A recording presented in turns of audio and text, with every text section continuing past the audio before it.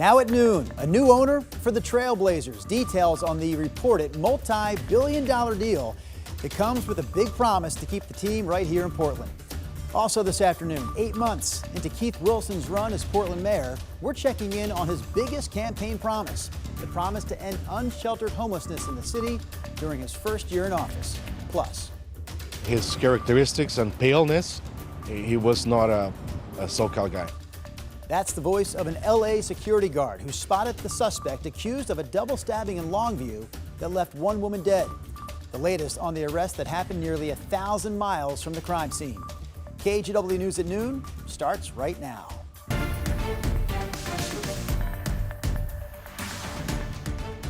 And we start with that breaking news this afternoon, the multiple reports that say the owner of the National Hockey League's Carolina Hurricanes, Tom Dundon, has a tentative deal in place to buy the Trailblazers. Thanks for joining us. I'm Drew Carney. Sportico first reported the sale, saying that Dundon agreed to pay more than $4 billion to buy the team from the estate of the late Paul Allen. ESPN later confirmed the report. Allen, by the way, bought the Blazers 37 years ago for what now seems like a small price of $70 million. His sister Jody took control of the team after Paul's death in 2018, and in May of this year, she put the team up for sale in accordance with Paul's will. The new owners also include Mark Czar, co-president of Blue Owl Capital, and Portland-based Shield Tile, co-CEO of Collective Global.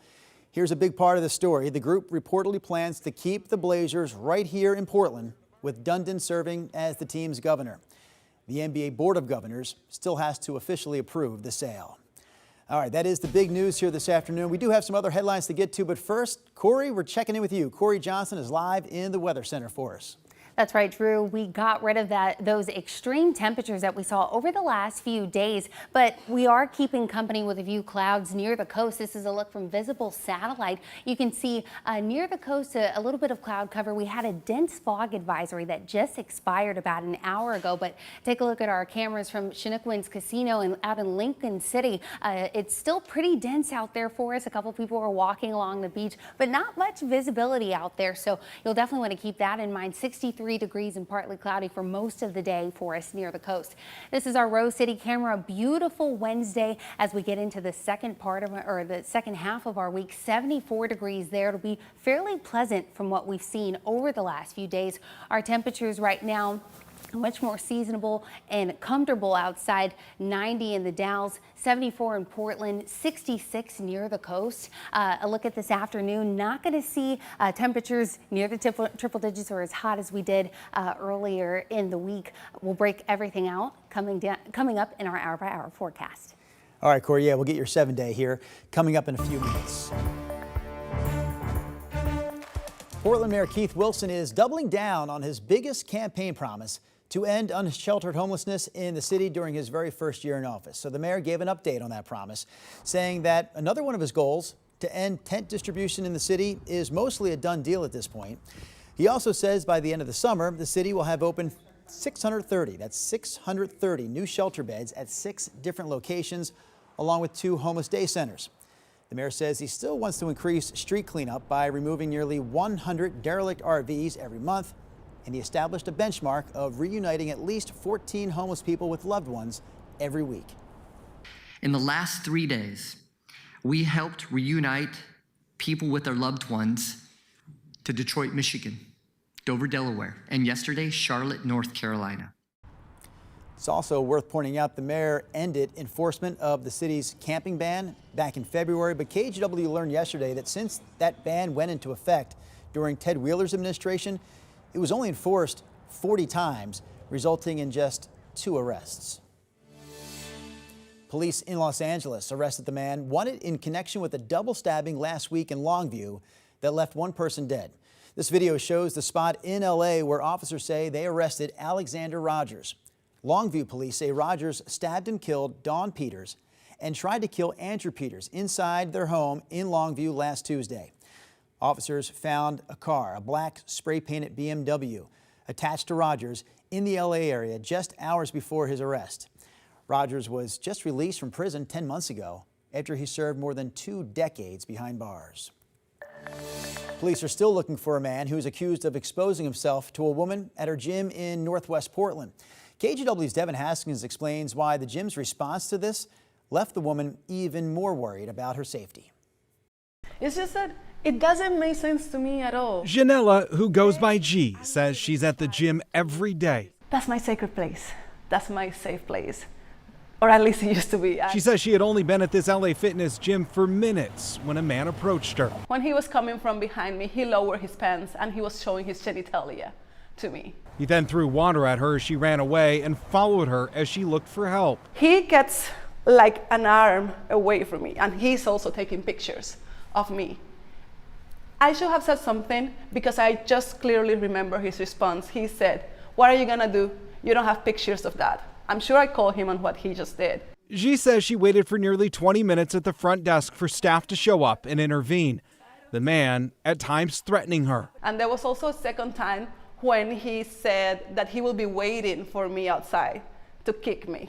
10 minutes before police came, he took off. I went back on Tuesday, and half of the time I worked out in tears. But I refused either LA Fitness or this guy to turn my life up in that way. Police say the gym told them there was no camera footage inside and that there was also no electronic log of the suspect checking in. An LA Fitness employee tells me that log is cleared daily, and it was done that day after the man had entered the gym. It makes me feel vulnerable. It makes me feel unsafe. He has my picture. He knows who I am. And God knows what he's planning. Portland police say so far no arrests have been made. They still don't know who this person is. An employee at LA Fitness says that person was a member but is no longer allowed inside. That still doesn't make G feel any more safe about working out until he's caught. In Northwest Portland, I'm Devin Haskins, KGW News. Police in Washington, D.C. are under federal control at this point after President Trump activated the National Guard there, all in an effort to combat violent crime in the nation's capital. Back in July of 2020, the National Guard was deployed here in Portland to respond to riots downtown. But as KGW's Catherine Cook reports, it appears it would be much more difficult for the president to make a credible legal argument to send the National Guard into Portland again. As National Guard troops hit the ground in D.C., people in Portland pondered whether President Trump could federalize the Oregon National Guard to help tackle crime here. What he's essentially doing is starting martial law in D.C. I don't think that it's contributing to peace. So yeah, I wouldn't be surprised that Donald Trump will send troops. I personally wouldn't like it. Richard Alberdress has a different take centered on criminals. They're shooting you, they're stabbing you, they're running you over.